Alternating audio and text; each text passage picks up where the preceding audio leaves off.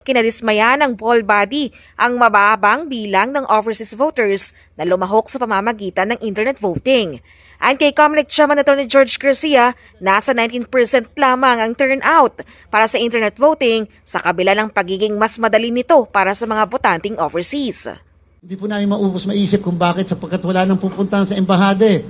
Wala na pong konsulada na travel nila. Internet na lang naman po, etc.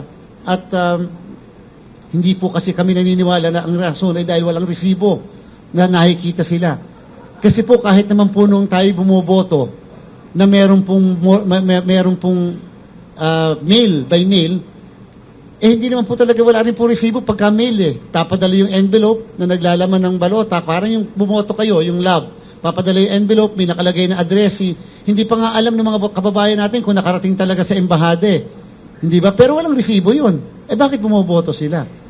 Di lalo pa dapat dito sa internet voting kasi may paraan naman to counter-check. Para naman sa mga overseas voters na bumoto gamit ang automated counting machines, 25% ang natilang turnout. Sa kasalukuyan, nagsasagawa na ang Comelec ng random manual audit sa mga boto sa ibang bansa, habang patuloy din ang pag-audit ng mga boto dito sa Pilipinas. Sa pangkalahatan, sinabi ni Garcia na 85% na maayos ang halalan. Magmula sa registration of voters, magmula sa ating pong paghahanda preparatory sa election, at ito pong pagkatapos naman itong election. So meaning to say yung 15% ay talaga madami pa pong dapat pang siguraduhin. Lalong-lalo na po yung training ng ating mga electoral board members, lalong-lalo na po yung paglugar, venue kung saan tayo nag-hold ng election, lalong-lalo na po yung technology, kinakailangan nag-i-improve lagi.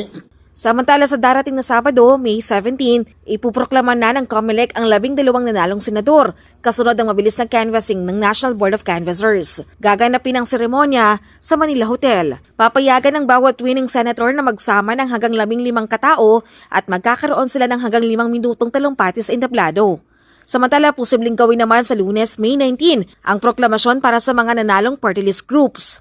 Dagdag ng Comelec Chief, sa susunod na halalan, hindi natatanggapin ng poll body ang mga party list na hango ang pangalan sa ayuda o mga teleserye. Hindi na po kami papayag sa susunod na accreditation process na gagamit sila ng mga sikat na telenovela na pangalan. Hindi po kami papayag na gagamit sila ng mga pangalan ng mga ayuda. Meron pa po kasing natitirang pangalan na ayuda na wala pang party list eh. Hindi po namin papayagan kung nag-iisip sila na gamitin yung pangalan ng ayuda na yan. Hindi na po tama yon. Yung mga nakaligtas, wala na po kami magagawa. Sapagkat bago pa naman dumating ang present leadership, may mga na-accredit na gano'n. Pero po sa mga susunod, we will no longer allow. We will require them, if they wanted accreditation, to change the name of their party in accordance with their principle, in accordance with kung ano yung kanilang pinaglalaban talaga at ano talaga ang plataforma ng mismong party list organization na yan.